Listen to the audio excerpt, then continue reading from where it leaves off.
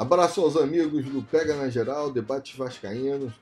Olha só, estamos aqui para comentar alguns acontecimentos dessa semana esportivos e alguns acontecimentos jurídicos e políticos da semana. Vamos começar pelo campo esportivo, voltando um pouco lá atrás, no sábado, quando nós enfrentamos e tivemos aquela vitória muito bonita em cima do Atlético Mineiro. Foi um grande destaque da partida, foi sem dúvida o Benítez, que fez jogadas espetaculares, principalmente finalizando no último passe para o peito do Germancano, que fez aquele gol de almanaque, e de almanaque não só a conclusão, mas toda a jogada que se iniciou lá no primeiro passe do goleiro, até o Benítez fazer aquele passe fantástico e o Cano finalizar daquela forma. O Pikachu foi muito bem naquele jogo, eu achei o Pikachu muito bem, o Bruno Gomes também.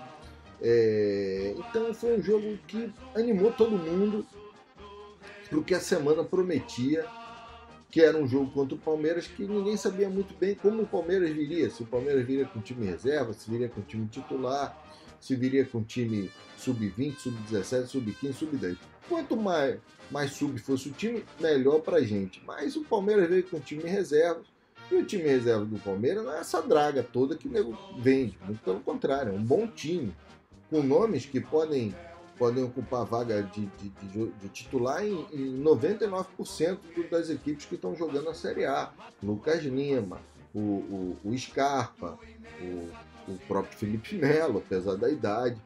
Quer dizer, e foi um jogo equilibrado. Diferente do jogo de sábado contra o Atlético, que o Atlético teve maior posse de bola, o Palmeiras e Vasco foi um jogo muito mais equilibrado. E obviamente você sentia que o Palmeiras tirava um pouco o pé nas divididas, o que era normal, os caras estão a final de Libertadores agora no sábado, e o Vasco ali tentando conseguir o resultado. Teve uma infelicidade enorme, uma falha bizonha do Gil, que propiciou o gol do Palmeiras, e depois nós conseguimos numa falta fantástica, muito bem batida pelo Benítez, falta também de almanaque, né? E principalmente para o torcedor vascaíno que vivia nas expectativas do batedor de falta, que era o Felipe. Felipe Bastos batendo falta. Você hoje viu uma falta batida pelo Benítez, é uma diferença abissal. E aí veio o tal questionamento. Foi aquele empate que acho que todo vascaíno ficou com um gostinho assim, dava para ter vencido.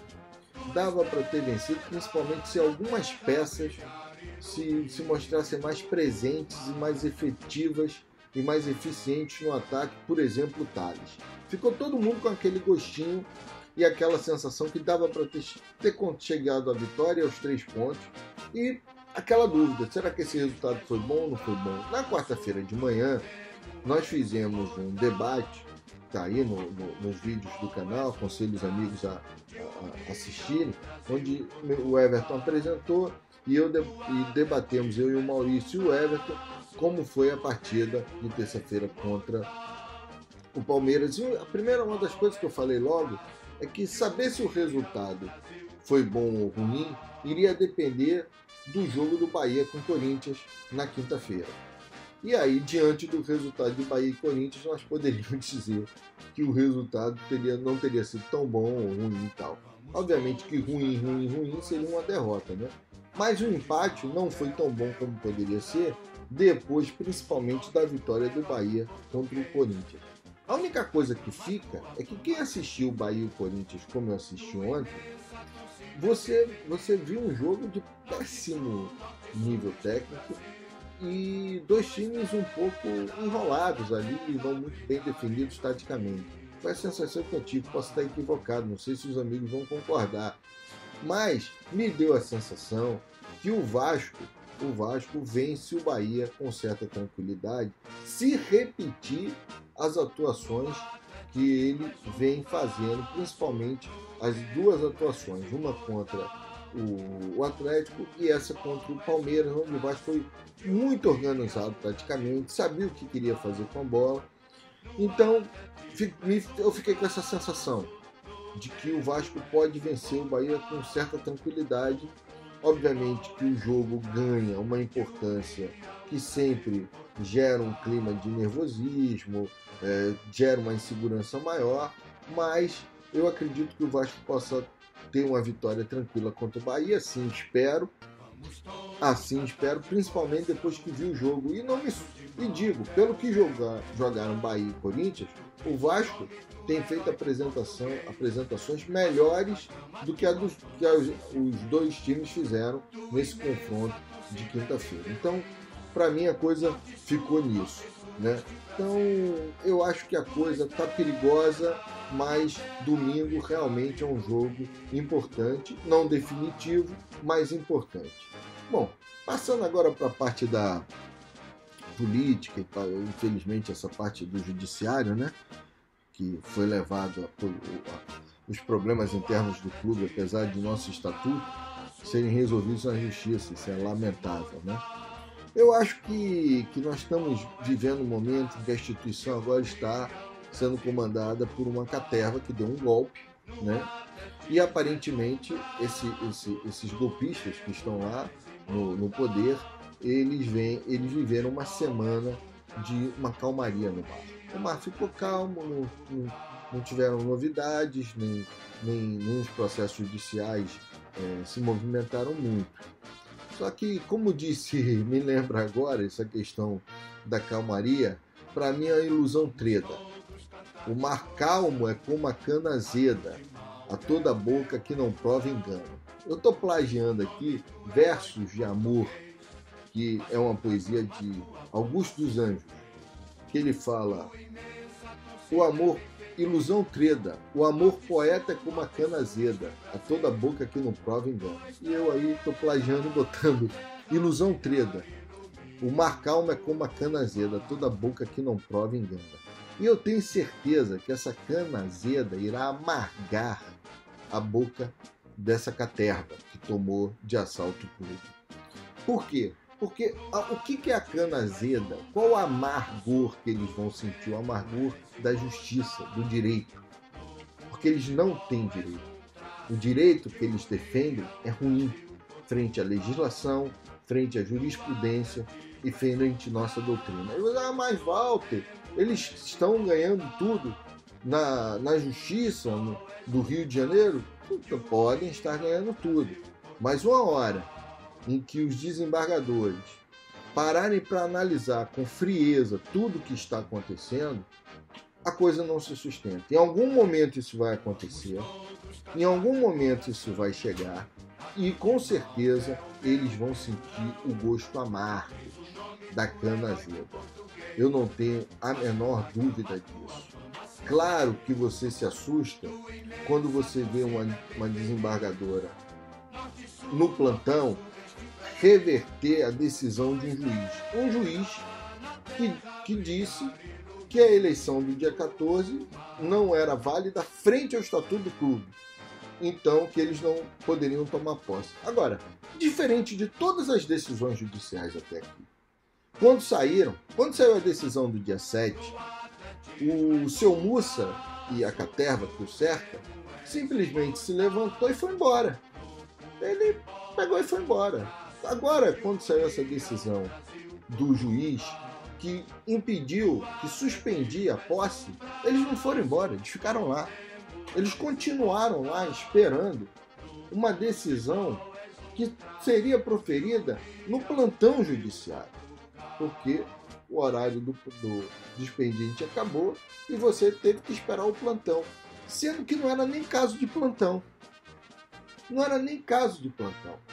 Então, era impressionante como parece que eles tinham uma certa certeza de que as mentiras perpetradas, a narrativa construída para enganar, iria mais uma vez alcançar seu objetivo. E aconteceu que a desembargadora, no plantão, resolveu analisar a situação em plantão e suspendeu a decisão do magistrado e partindo, a decisão dela que suspende, a liminar dela que suspende a decisão do magistrado, parte de premissas falsas. Ela parte da premissa que a decisão do magistrado deixou uma vacância do poder. Ou seja, o Vasco ficaria acéfalo. E não era verdade. A impressão que dá é que a desembargadora não leu a decisão do magistrado, ou se leu muito rapidamente, que deve ter sido muito rapidamente, porque o tempo que saiu a decisão do magistrado, porque o tempo que ela foi revista é muito curto. Né? Então, não acredito que a desembargadora, por melhor que tenha sido a intenção dela, ela se deteve como deveria, se deter aos fatos, e estudar e se aprofundar. Mas não, porque ela parte de premissas falsas, porque em nenhum momento haveria uma vacância no poder. O juiz, quando ele determina que aquela posse não seria efetivada, ele suspende a posse, ele manda e determina que o mandato do presidente Alexandre Campelo fosse prorrogado. Justamente para quê? Para evitar uma vacância do poder. E ele diz: prorrogue-se o mandato do presidente até decisão posterior. Então não haveria vacância. O clube estaria com o poder comandando o clube. Né? E a desembargadora simplesmente não leu isso, que está na decisão dele, e disse que ali, como existiu o risco da vacância do poder, ela decidiu da posse. Quer dizer, completamente contrário aos fatos e ao que está nos autos. É inacreditável, é impressionante. Como ela também, na própria decisão dela, para mim é uma coisa, eu não diria inédita, mas é pouco usual, a desembargadora, porque o que a torcedor do Vasco tem que entender é o seguinte: a desembargadora estava ali em regime de plantão. Ela estava em regime de plantão. Quando acaba o plantão dela, ela manda o processo para a distribuição. E a distribuição sorteia um desembargador que será o relator do processo. Mas na decisão dela, o que ela faz? Ela escolhe o desembargador. Ela indica o desembargador para onde deve ir o processo. Ela manda o processo para o desembargador custódio, que foi o voto vencedor que manteve a eleição no dia 14. Ela escolhe. Aí muitas pessoas falaram assim: mas a distribuição, realmente ela está certa, tinha que ir para o custódio, que foi o voto vencedor. Não é verdade. Não é verdade. O regimento interno do Tribunal do Estado do Rio de Janeiro não determina que o voto vencedor mude o relator. Não é verdade. Vou tentar explicar de forma tranquila. O que o regimento interno do Estado do Tribunal de Justiça do Estado do Rio de Janeiro diz é o seguinte: que o voto vencedor vai redigir o voto. Então você tem um relator e o outro desembargador tem um voto vencedor. Aquele desembargador que tem um voto vencedor passa a redigir o voto.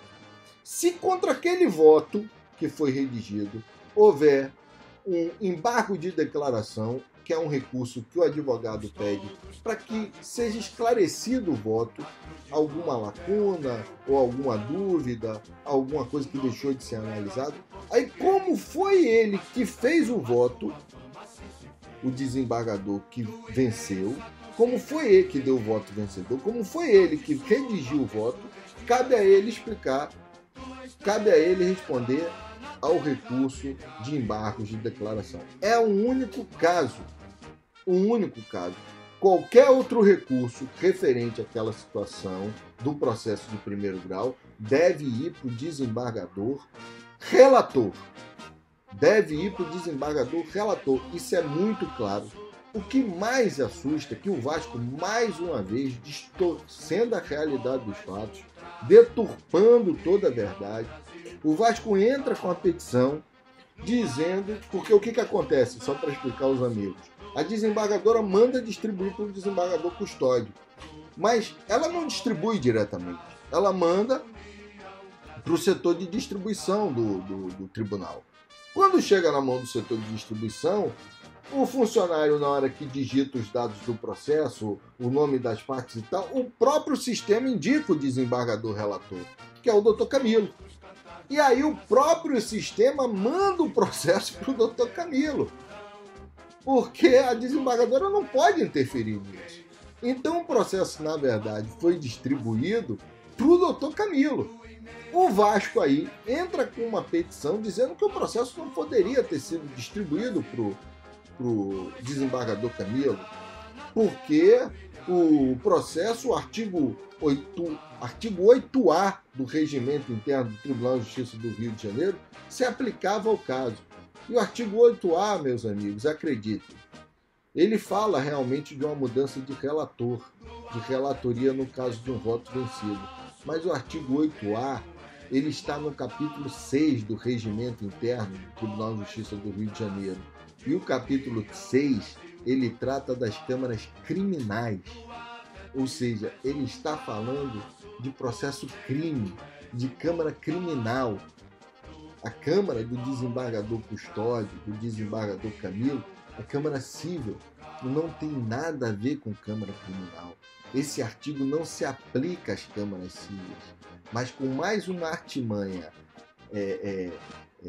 baixa, vil, o Vasco tenta de alguma forma induzir a erro o julgamento do desembargador, dos juízes, como vem fazendo de forma insuperável. Eu nunca vi nada igual. É mentira atrás de mentira, artimanha atrás de artimanha, e a inconstitucionalidade e a institucionalidade do Vasco está ferida de morte. Ferida de morte, sangrará até morrer enquanto essa caterva permanecer lá. Enquanto essa caterva permanecer lá, o Vasco vai sangrar até morrer. Não há nenhuma dúvida disso. Eu quero lembrar aos amigos que eu não votei no Levenciano, não votaria no Levenciano, não acho as propostas do Levenciano viáveis, mas respeito ele como um candidato legítimo, como um cara que se apresentou, que bancou sua campanha, que investiu, que acreditou e que trabalhou e que foi legitimamente eleito no dia 7 com uma eleição estatutária, democrática, presencial, justa. Então, é o presidente eleito, o senhor Levenciano, eu gostando ou não gostando. Então, enquanto isso não for reconhecido, a institucionalidade do Clube de Regatas Vasco da Gama vai sangrar até a morte. Vamos acreditar na justiça, porque o golpe perpetrado por essa caterva, uma hora vai cair. Como eu disse aos amigos, uma hora tudo isso vai ruir. Eu não tenho nenhuma dúvida.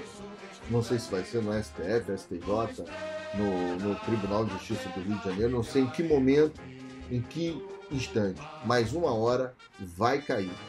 E eu aguardo vocês no domingo às 22 horas no Pega na Geral, Debates Vascaínos. Lembrando para todos, por favor, quem gostou do vídeo, dê um like, se inscreva no canal, participe, mande suas mensagens, mande sua mensagem, seu e-mail para o programa, para participar da camisa, que todo programa, todo domingo, nós sorteamos uma camisa oficial do Clube de Regatas Vasco da Gama.